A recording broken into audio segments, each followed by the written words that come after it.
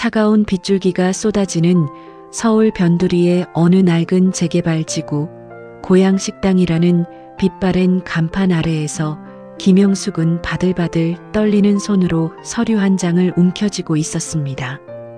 김영숙의 앞에는 30년을 애지중지 키운 아들 강진우가 고개를 떨군 채 서 있었죠. 진우야, 이게 정말 사실이니? 네가 어떻게 엄마한테 이럴 수 있어? 이 식당이 어떤 곳인데 네 아버지가 돌아가시면서 남긴 유일한 유산이고 우리가 30년 넘게 지켜온 목숨줄 아니야?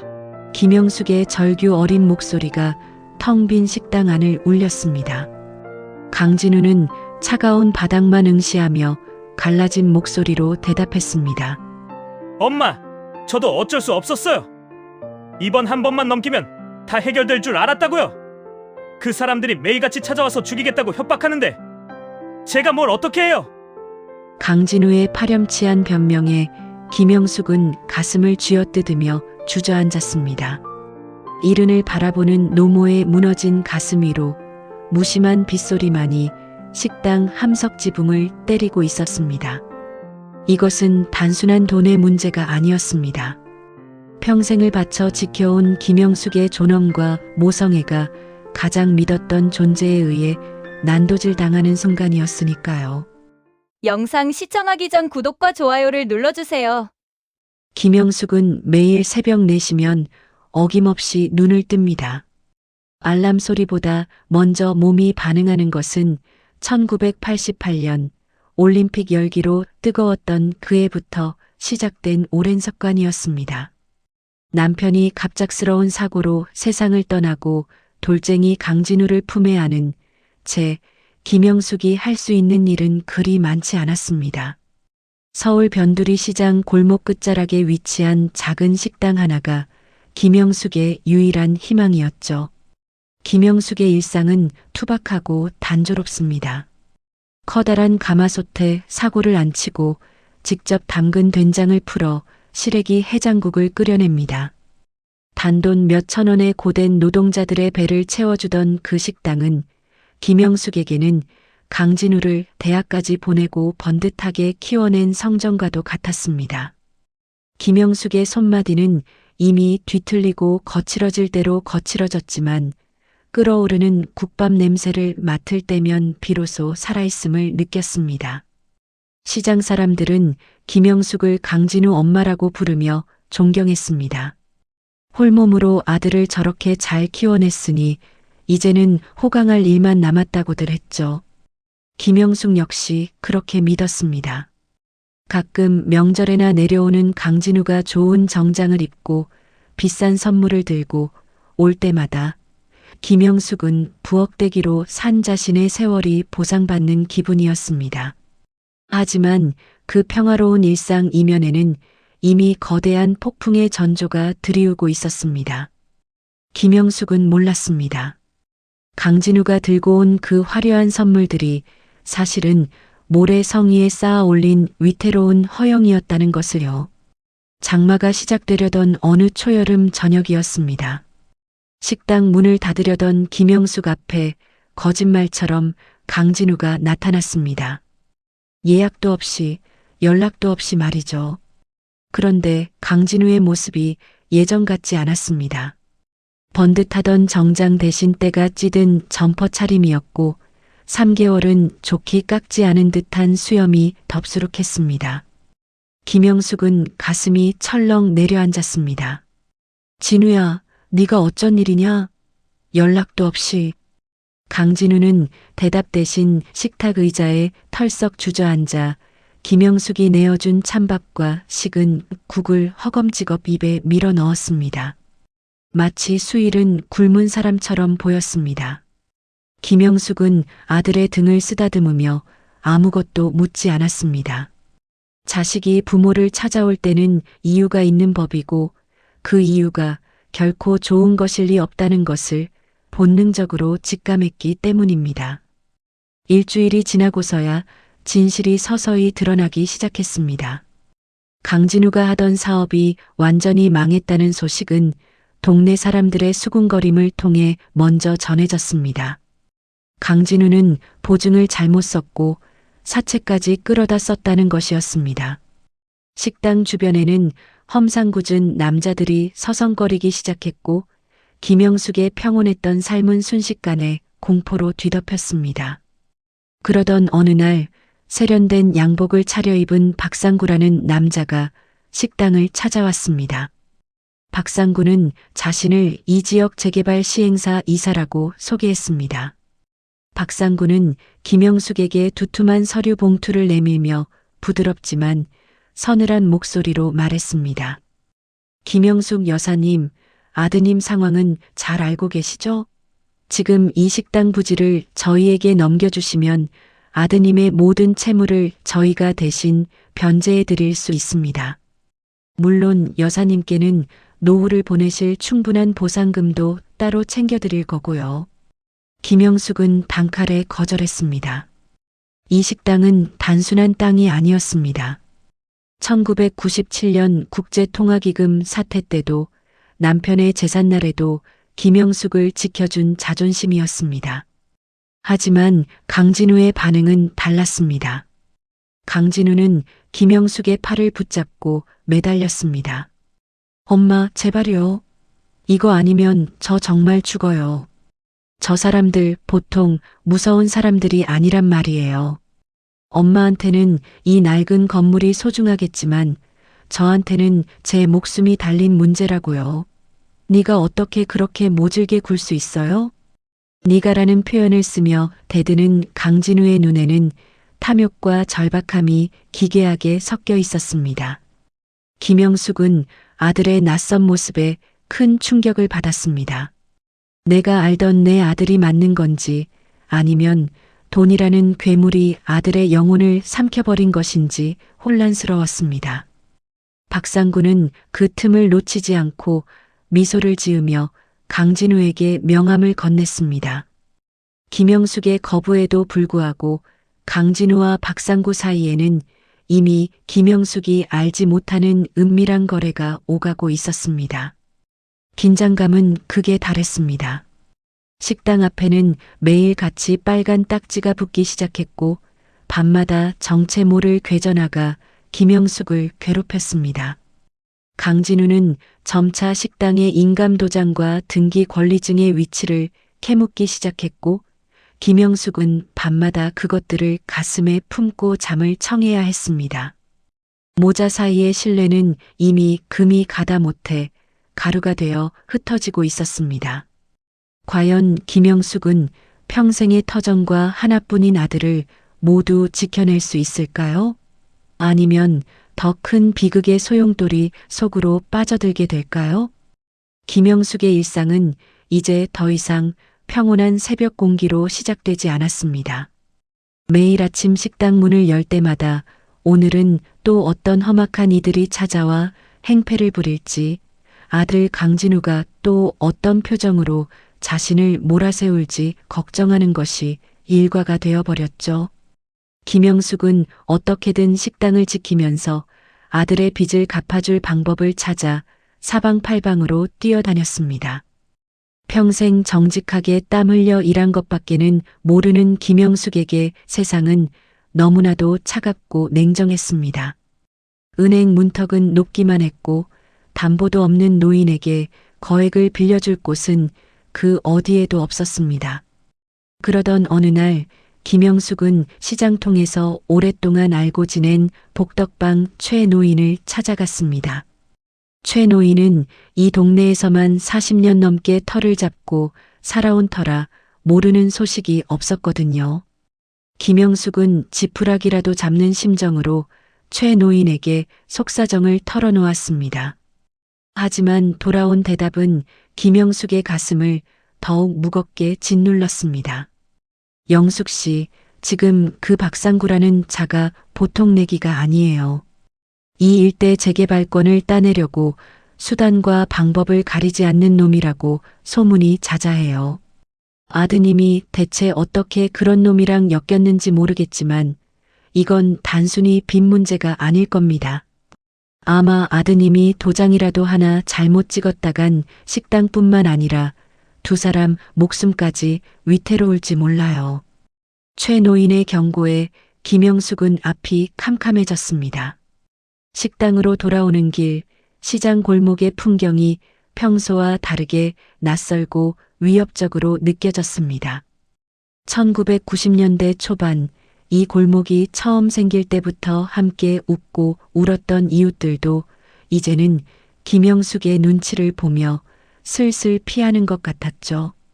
김영숙은 가슴 한구석이 아릿해져 왔습니다. 진우야, 네가 대체 왜 이런 일에 휘말린 거니? 마음속으로 수천 번도 더 물었지만 정작 강진우는 식당 구석방에 틀어박혀 술로 세월을 보내고 있었습니다. 그날 밤 김영숙은 강진우의 방에서 새어나오는 낮은 목소리를 들었습니다. 강진우는 누군가와 은밀하게 통화를 하고 있었죠. 박 이사님, 조금만 더 기다려주세요. 엄마가 고집이 세서 그렇지. 곧 제가 설득할게요. 아니면 제가 그 서류를 직접 찾아올 수도 있습니다. 네. 믿어주세요. 강진우의 목소리는 비굴함과 탐욕으로 가득 차 있었습니다. 김영숙은 문 밖에서 그 소리를 들으며 심장이 멎는 것 같은 충격을 받았습니다. 하나뿐인 아들이, 자신의 분신과도 같은 자식이 자신을 배신하고 식당을 팔아넘길 궁리를 하고 있다니요. 김영숙은 떨리는 손으로 문고리를 잡으려다 그만두었습니다. 지금 문을 열고 들어가 따진들 무엇이 달라질까 싶었기 때문입니다. 김영숙은 주방으로 내려와 무거운 솥을 닦기 시작했습니다. 뽀득뽀득 소리가 날 정도로 문질러 닦았지만 마음속의 얼룩은 지워지지 않았습니다. 그때 식당 문이 거칠게 열리며 박상구와 그의 일당들이 들이닥쳤습니다. 박상구는 이전의 부드러운 미소는 온데간데 없이 이빨을 드러낸 짐승처럼 사나운 눈빛을 하고 있었습니다. 김 여사님, 이제 슬슬 결단을 내리셔야죠? 저희 인내심도 한계가 있습니다. 아드님이 쓴 차용증, 이거 법적으로 가면 아주 복잡해집니다. 그냥 좋게 도장 찍고 나가시면 서로 편하지 않겠습니까? 박상구가 내민 서류에는 강진우의 지장이 선명하게 찍혀 있었습니다. 김영숙은 그 지장을 보는 순간 눈앞이 하얘졌습니다. 그것은 단순히 돈을 빌린 확인서가 아니었습니다. 식당 부지를 담보로 제공한다는 치명적인 계약서였던 것입니다. 강진우가 김영숙 몰래 인감도장을 훔쳐다 찍은 것이 분명했습니다. 김영숙은 온몸의 피가 거꾸로 솟는 기분이었습니다. 하지만 박상구는 비열한 웃음을 지으며 덧붙였습니다. 아, 그리고 모르셨나 본데 아드님이 도박판에서 날린 돈이 생각보다 많더군요. 3개월 전부터 이미 이 바닥에서는 유명한 호구였다고 합디다. 이 식당 팔아도 그 빚 다 못 갚을걸요? 김영숙은 휘청거리며 싱크대를 붙잡았습니다. 도박이라니, 내 아들이 그럴 리가 없다고 부정하고 싶었지만 그동안 강진우가 보여준 수상한 행동들이 주마등처럼 스쳐 지나갔습니다. 박상구 일당이 돌아간 후 김영숙은 미친 듯이 강진우의 방으로 달려갔습니다. 그리고 자는 척 누워있는 강진우의 이불을 걷어차며 소리쳤습니다.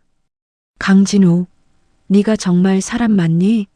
네가 어떻게 네 애미를 팔고 이 식당을 팔아서 도박을 해? 네 아버지가 어떻게 일궈놓은 건데 네가 어떻게 나한테 이럴 수가 있어?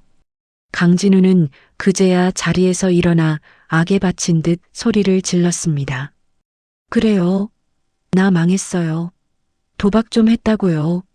그런데 엄마는 왜 그렇게 이 식당에만 집착하는데요? 이거 팔면 우리 둘 다 편하게 살 수 있잖아요. 왜 나를 이 지옥 같은 곳에서 썩게 만드냐고요. 강진우의 외침은 김영숙의 가슴에 대못을 박았습니다. 40년 세월 동안 오로지 아들 하나만을 바라보며 살아온 김영숙의 인생이 통째로 부정당하는 순간이었습니다. 빗줄기는 더욱 굵어져 식당의 낡은 지붕을 사정없이 때리고 있었습니다. 김영숙은 차가운 바닥에 주저앉아 목 놓아 울었습니다. 하지만 이것은 시작에 불과했습니다. 더 큰 음모와 배신이 김영숙을 기다리고 있었으니까요. 갈등이 최고조로 치닫던 며칠 뒤 식당에는 예상치 못한 손님이 찾아왔습니다. 단정한 차림의 여성이었는데 자신을 강진우의 전 직장 동료라고 소개했습니다. 이름은 이민정이라고 했습니다. 이민정은 조심스럽게 김영숙에게 봉투 하나를 건넸습니다. 그 안에는 강진우가 회사를 그만두게 된 진짜 이유와 박상구와의 관계가 적힌 서류들이 들어 있었습니다.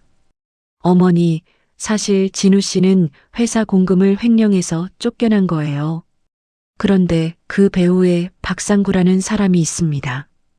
박상구가 일부러 진우 씨에게 접근해서 도박을 가르치고 돈을 잃게 만든 뒤에 이 식당을 노리고 덫을 놓은 겁니다. 진우 씨는 지금 자기가 이용당하고 있다는 것도 모르고 있어요. 이민정의 말은 충격 그 자체였습니다. 박상구는 단순한 채권자가 아니라 김영숙의 식당을 헐값에 가로채기 위해 아들 강진우를 타락시킨 설계자였던 것입니다. 김영숙은 손이 부르르 떨렸습니다. 아들의 잘못이 크지만 그 뒤에 숨어있는 악마 같은 박상구의 존재를 알게 되자 분노가 치밀어 올랐습니다. 하지만 상황은 김영숙에게 유리하게 돌아가지 않았습니다. 박상구는 이미 구청과 유착하여 재개발 승인을 서두르고 있었고 김영숙의 식당은 강제 철거 대상 1순위로 지정되었습니다. 설상가상으로 강진우는 박상구의 꼬임에 넘어가 어디론가 자취를 감춰버렸습니다. 김영숙은 졸지에 식당과 아들을 모두 잃을 위기에 처했습니다. 그날 오후 식당 앞에는 거대한 포클레인과 철거 용역들이 들이닥쳤습니다. 시장 사람들은 겁에 질려 멀찍이서 구경만 할 뿐 아무도 도와주지 못했습니다. 박상구는 거만한 자세로 차에서 내려 김영숙에게 다가왔습니다. 김 여사님, 이제 시간이 다 됐습니다. 아드님도 동의한 일인데 왜 이렇게 고집을 피우십니까? 오늘 당장 이 건물 비워주셔야겠습니다. 법원 집행관들도 곧 도착할 겁니다. 김영숙은 앞치마를 질끈 동여매고 식당 입구에 버티고 섰습니다. 1997년 그 힘들었던 시절에도 남편을 먼저 보내고 혼자 남았던 그 혹독한 겨울에도 김영숙은 물러서지 않았습니다. 그런데 지금 가장 믿었던 아들의 배신과 악랄한 자들의 음모 앞에서 김영숙은 다시 한번 생애 가장 큰 싸움을 준비하고 있었습니다. 박상구 씨, 네가 우리 진우를 어떻게 망가뜨렸는지 다 알아. 돈에 눈이 멀어 사람 인생을 망치고도 네가 무사할 것 같아? 이 식당, 내 목에 칼이 들어와도 못 넘겨줘. 여기서 죽으면 죽었지. 니들 마음대로는 안 돼. 김영숙의 서슬 퍼런 목소리에 박상구는 잠시 주춤하는 듯 했으나 이내 비웃으며 손짓을 했습니다. 용역들이 김영숙을 밀치고 식당 안으로 들이닥치려던 찰나 저 멀리서 사이렌 소리가 들려왔습니다. 하지만 그것은 구원자가 아니었습니다. 박상구가 미리 매수해둔 사설 보안업체와 경찰들이 뒤섞여 상황을 더욱 혼란스럽게 만들 뿐이었습니다. 김영숙은 식당 안으로 뛰어들어가 문을 걸어 잠갔습니다. 그리고 주방에 보관해 두었던 기름통을 꺼내 들었습니다. 이것은 마지막 수단이었습니다. 자신의 생명줄이자 아들의 고향이었던 이 공간을 지키기 위해 김영숙은 스스로를 불태울 각오까지 하고 있었습니다. 창밖에서는 포클레인의 굉음이 들려오고 벽이 무너져 내리는 진동이 발끝까지 전해졌습니다. 그런데 그때 식당 뒷문으로 누군가 급하게 들어왔습니다. 온몸이 흙투성이가 된 강진우였습니다. 강진우는 울먹이며 김영숙의 발치에 엎드렸습니다. 엄마, 제가 잘못했어요. 박상구가 저를 속인 거였어요. 제가 바보 같았어요. 제발, 제발 그만두세요. 엄마까지 잘못되면 저 정말 죽어요. 강진우의 진심 어린 참회였을까요? 아니면 또 다른 연극이었을까요? 김영숙은 아들의 머리를 쓰다듬으며 눈물을 흘렸습니다. 하지만 감동적인 재회도 잠시 박상구 일당이 창문을 깨고 식당 안으로 난입하기 시작했습니다.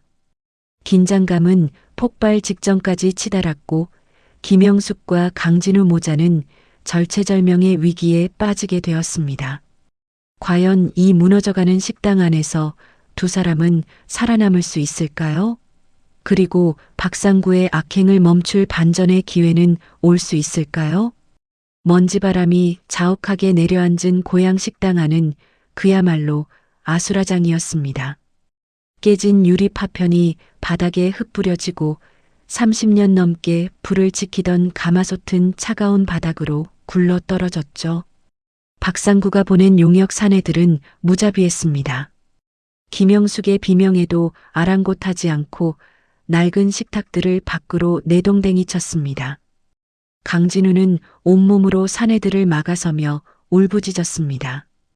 이거 놓으라고. 니들이 뭔데 우리 엄마 식당을 이 꼴로 만들어. 박상구, 이 비겁한 인간아. 나한테 했던 말들 다 거짓말이었잖아. 강진우의 외침에 박상구는 천천히 식당 안으로 걸어 들어왔습니다. 박상구의 구두 굽소리가 깨진 유리 조각을 짓밟으며 소름 끼치는 소리를 냈습니다. 박상구는 비열한 미소를 지으며 주머니에서 종이 뭉치를 꺼내 강진우의 얼굴 앞에 흔들어 보였습니다. 진우 씨, 말은 바로 해야지. 내가 거짓말을 한 게 아니라 네가 멍청해서 속은 거야. 여기 네 지장 보이지?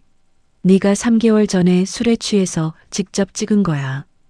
이 식당 부지는 물론이고 네가 가진 모든 권리를 나한테 양도한다는 계약서라고. 법적으로 아무 문제 없는데 왜 이제 와서 딴소리야? 김영숙은 그 순간 세상이 멈추는 것 같았습니다. 아들 강진우가 단순히 빚을 진 수준을 넘어 집안의 대들보를 통째로 팔아넘겼다는 사실이 비수가 되어 가슴을 찔렀습니다. 김영숙은 바닥에 주저앉아 멍하니 강진우를 바라보았습니다. 강진우는 얼굴이 하얗게 질린 채 고개를 가로저었습니다. 아니야, 엄마.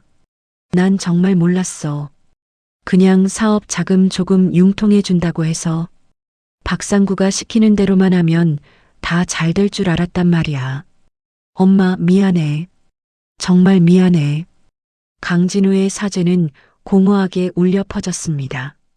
그 사이 포클레인의 거대한 팔이 식당의 간판을 내리찍었습니다. 고향 식당이라는 글자가 새겨진 낡은 판자가 힘없이 부서져 내렸습니다.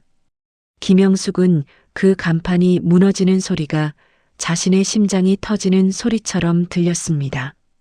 1997년 외환위기 당시에도 그 모진 풍파 속에서 남편의 영정 사진을 품에 안고 지켜냈던 곳이었습니다. 하루에 16시간씩 불 앞에 서서 손이 짓무르도록 일을 하며 강진우를 키워낸 터전이었습니다. 그런데 그 터전이 자신이 목숨보다 아꼈던 아들의 손에 의해 무너지고 있었습니다. 안 돼. 안 된다, 이놈들아. 여긴 내 목숨이야. 차라리 나를 죽이고 부수란 말이다. 김영숙은 미친 사람처럼 포클레인 앞으로 달려나갔습니다. 하지만 용역 사내들이 김영숙의 팔을 거칠게 낚아채 바닥으로 밀쳐버렸습니다. 거친 시멘트 바닥에 쓸린 김영숙의 팔꿈치에서 붉은 피가 배어나왔습니다. 강진우가 엄마를 부르며 달려갔지만 박상구의 일당들에게 가로막혀 발길질을 당해야 했습니다. 엄마, 엄마 일어나. 박상구 이계자식아, 우리 엄마 건드리지 마. 강진우의 비명이 시장 골목에 울려 퍼졌지만 박상구는 싸늘한 시선으로 그 광경을 지켜볼 뿐이었습니다. 박상구는 부하들에게 고개를 끄덕였습니다. 순식간에 식당 내부로 진입한 사내들이 벽을 허물기 시작했고 김영숙이 평생 아꼈던 장독대들이 하나둘씩 박살났습니다. 그 안에서 흘러나온 오래된 간장과 된장 냄새가 매캐한 먼지와 섞여 비릿하게 진동했습니다. 김영숙은 그 자리에 쓰러져 흐느꼈습니다. 모든 것이 끝났다는 절망감이 전신을 감쌌습니다. 재산도, 꿈도, 그리고 아들에 대한 믿음까지도 모두 무너져 내렸습니다. 그때 박상구가 김영숙의 곁으로 다가와 허리를 숙이고 속삭였습니다. 김 여사님, 억울해하지 마세요. 이게 다 네가 아들을 너무 오냐오냐 키운 데가 아닙니까? 이제 그만 포기하고 요양원이나 알아보시죠. 아드님은 아마 감옥에 가게 될 테니까요. 박상구의 마지막 말은 김영숙에게 사형 선고와도 같았습니다. 김영숙의 눈앞이 서서히 흐려졌습니다. 가슴을 짓누르는 통증과 함께 정신이 아득해졌습니다. 멀리서 강진우가 자신을 부르는 소리가 들렸지만 김영숙은 더 이상 대답할 힘이 없었습니다. 서울의 해질녘 노을이 무너진 식당 건물 위로 붉게 타오르고 있었습니다. 마치 김영숙의 타버린 속마음처럼 말이죠. 희뿌연 천장과 코를 찌르는 소독약 냄새. 김영숙이 다시 눈을 떴을 때 세상은 고요했습니다. 병원 중환자실의 기계적인 신호음만이 규칙적으로 들려올 뿐이었죠. 김영숙은 손가락 하나 까딱할 기운조차 없었지만 머릿속은 오히려 맑아졌습니다. 무너져 내리던 식당, 박상구의 비열한 웃음, 그리고 피투성이가 되어 울부짖던 강진우의 모습이 파노라마처럼 스쳐 지나갔습니다.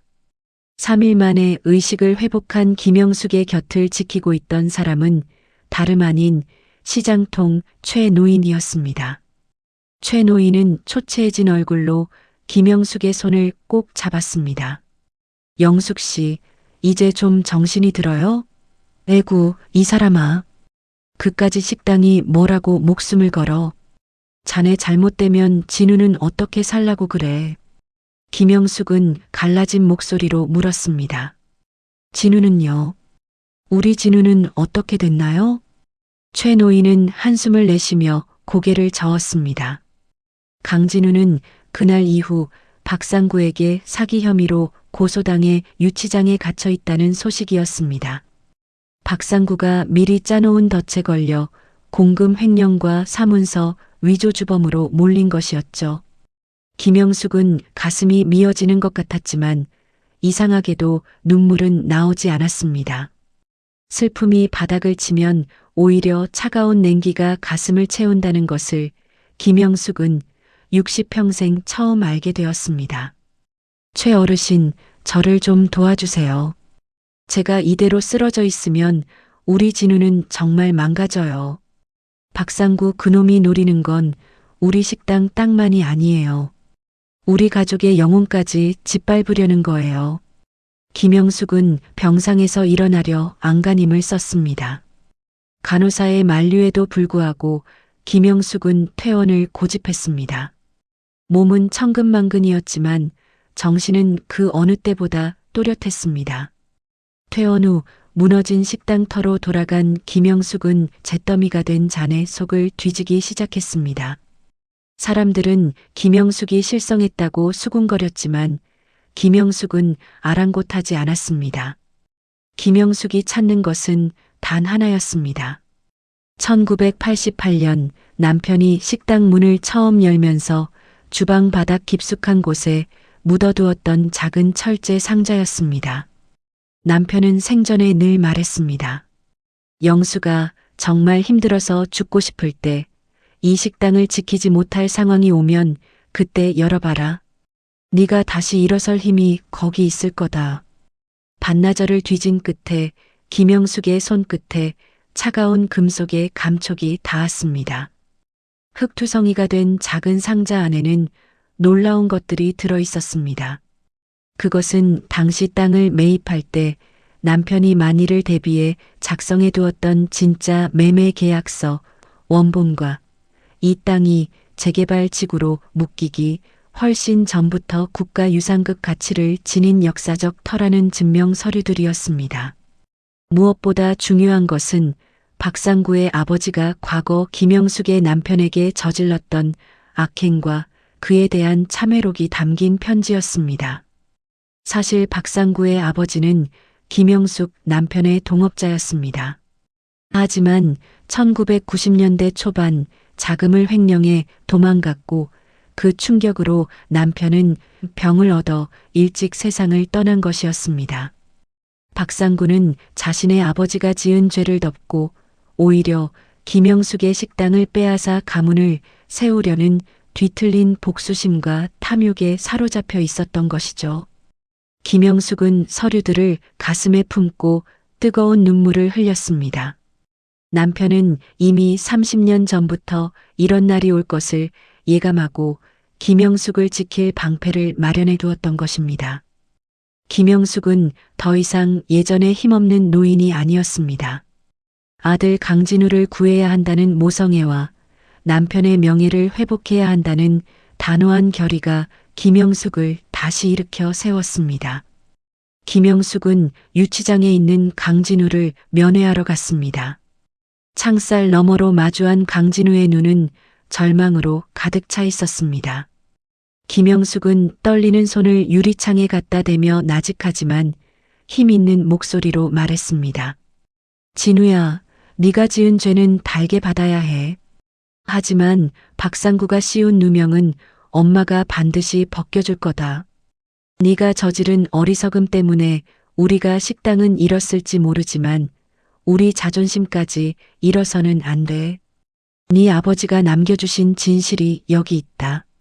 엄마 믿고 조금만 견뎌라. 네가 다시 세상 밖으로 나올 때 당당하게 고개 들 수 있게 엄마가 길을 만들어 놓으마. 강진우는 엄마의 변한 눈빛을 보며 굵은 눈물을 흘렸습니다. 엄마의 희생을 당연하게만 여겼던 자신의 지난 날들이 얼마나 큰 죄였는지 비로소 깨달은 것입니다. 김영숙은 유치장을 나오며 박상구에게 전화를 걸었습니다. 박상구 이사님, 저 김영숙입니다. 내일 오전 10시에 우리 무너진 식당 앞에서 만납시다. 네가 보고 싶어 할 물건을 제가 가지고 있거든요. 도망갈 생각은 하지 마세요. 이미 모든 자료는 변호사 사무실에 복사본을 맡겨두었으니까요. 김영숙의 목소리에는 서늘한 분노와 흔들림 없는 확신이 서려 있었습니다. 이제 최후의 대결만이 남았습니다. 과연 김영숙은 박상구의 거대한 음모를 무너뜨리고 진실을 세상에 밝힐 수 있을까요? 약속한 오전 10시 서울 하늘은 금방이라도 비를 뿌릴 듯 잔뜩 찌푸려 있었습니다. 무너진 고향 식당터는 흉측한 콘크리트 잔해와 찢겨나간 천막들이 뒤엉켜 마치 전쟁터 같았습니다.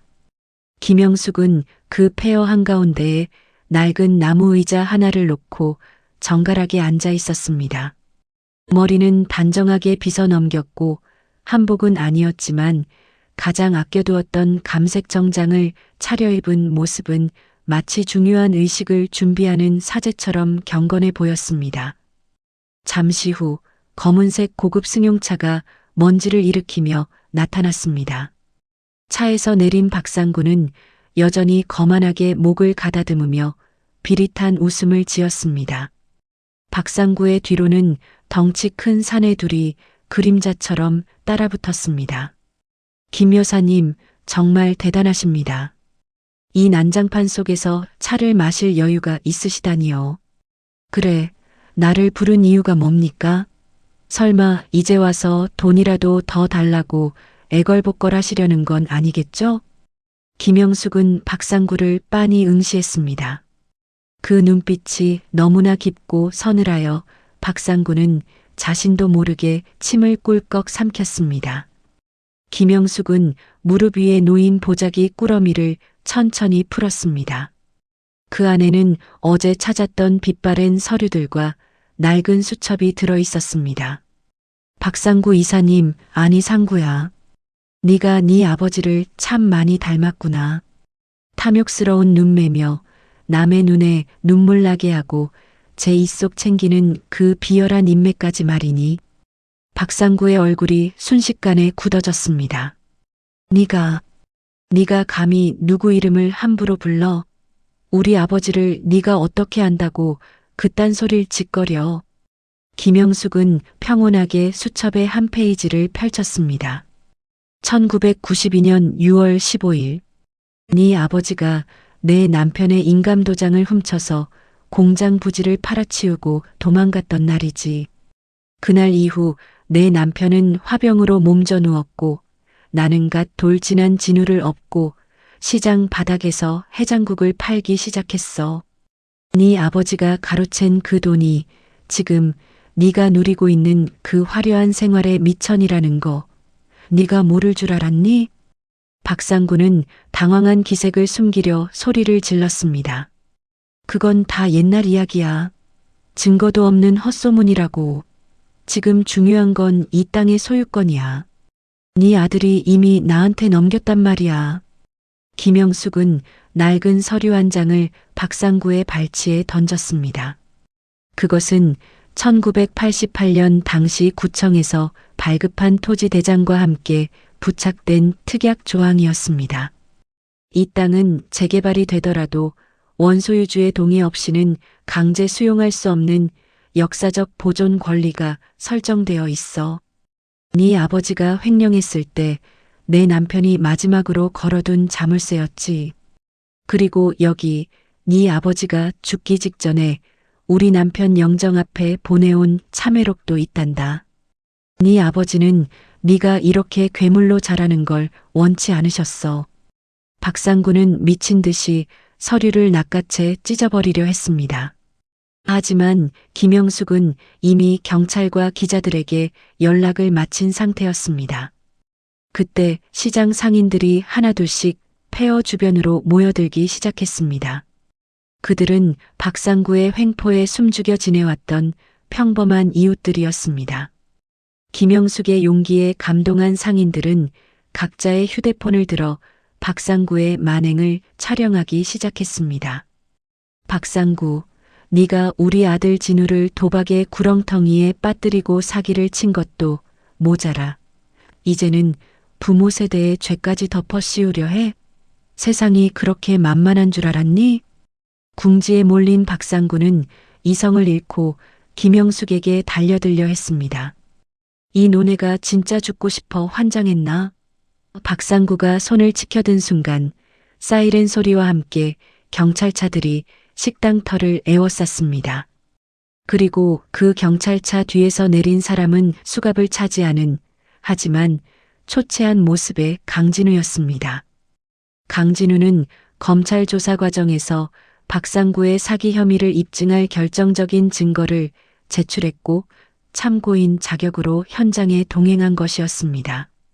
박상구는 그제야 상황이 역전되었음을 직감하고 도망치려 했지만 이미 상인들과 경찰들에 의해 퇴로가 막힌 뒤였습니다.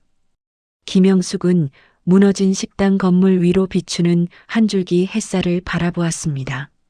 30년 묵은 체증이 내려가는 기분이었지만 마음 한구석은 여전히 아릿했습니다. 진실은 밝혀졌지만 그 과정에서 잃어버린 시간과 상처 입은 아들의 영혼은 어떻게 치유해야 할지 막막했기 때문입니다. 6개월의 시간이 흘렀습니다. 무너졌던 고향 식당 자리에는 다시 새로운 건물이 들어섰습니다. 예전 같은 낡은 함석 지붕은 아니었지만 김영숙은 인테리어를 최대한 예전 느낌과 비슷하게 살리려 노력했습니다. 식당 한쪽 벽면에는 1988년 개업 당시 남편과 찍었던 빛바랜 사진이 정갈하게 걸려 있었습니다. 박상구는 사기 및 강요, 공금 횡령 등의 혐의로 실형을 선고받고 수감되었습니다. 박상구의 아버지가 지은 죄를 아들 박상구가 배로 갚게 된 셈이었죠. 강진우 역시 자신의 잘못에 대해 깊이 반성하며 집행유예 기간 동안 사회봉사 활동에 전념했습니다.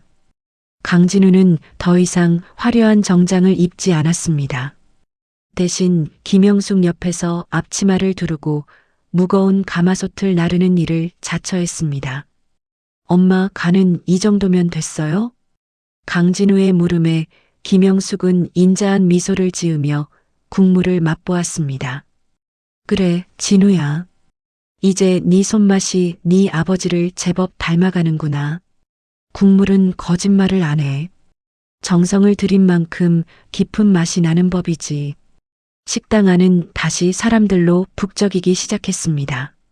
시장 상인들은 물론이고 소문을 듣고 찾아온 젊은 손님들까지 김영숙의 시래기 해장국을 찾았습니다. 사람들은 이곳을 단순한 식당이 아니라 진실과 화해의 장소라고 불렀습니다. 김영숙은 매일 아침 사고를 안 치며 남편에게 기도를 올립니다. 이제야 비로소 남편이 남겨준 숙제를 다 마친 것 같아 마음이 평온하다고 말이죠. 해질녘 강진우와 김영숙은 식당 앞 벤치에 나란히 앉아 노을을 바라보았습니다. 강진우는 김영숙의 거칠어진 손을 잡으며 나직하게 말했습니다. 엄마, 저를 포기하지 않아주셔서 정말 고마워요. 제가 저지른 일들 평생 갚으며 살게요. 네가 제 엄마라서 정말 다행이에요. 김영숙은 아들의 어깨에 가만히 머리를 기댔습니다. 진우야, 부모는 자식을 포기하는 법이 없단다. 비바람이 불면 더 단단해지는 게 나무고 고난을 겪어야 더 깊어지는 게 우리네 인생이야. 이제 우리 과거는 그만 묻어두고 오늘을 열심히 살아보자꾸나. 두 사람의 그림자가 길게 늘어지며 하나로 합쳐졌습니다. 찬란했던 청춘도 혹독했던 시련도 모두 지나가고 이제는 평범하지만 소중한 일상이 김영숙 모자를 감싸고 있었습니다. 고향 식당의 구수한 국밥 냄새는 오늘도 시장 골목 구석구석을 따뜻하게 채우고 있었습니다. 에필로그. 인생이라는 긴 여정 속에서 우리는 때로 가장 소중한 것을 잊고 살곤 합니다. 김영숙 여사와 강진우 씨의 이야기를 통해 여러분의 가슴 속에 잠들어 있던 가족에 대한 사랑과 용서의 마음이 조금이나마 깨어났기를 바랍니다. 비바람 뒤에 무지개가 뜨듯 지금 겪고 계신 힘든 일들도 결국 여러분을 더 단단하게 만들어줄 거라 믿습니다. 저희 채널의 이야기가 여러분의 지친 하루의 작은 위로가 되었다면 구독과 좋아요, 그리고 알림 설정까지 꼭 부탁드립니다. 여러분의 따뜻한 응원은 제가 더 좋은 이야기를 만드는 데 가장 큰 힘이 됩니다.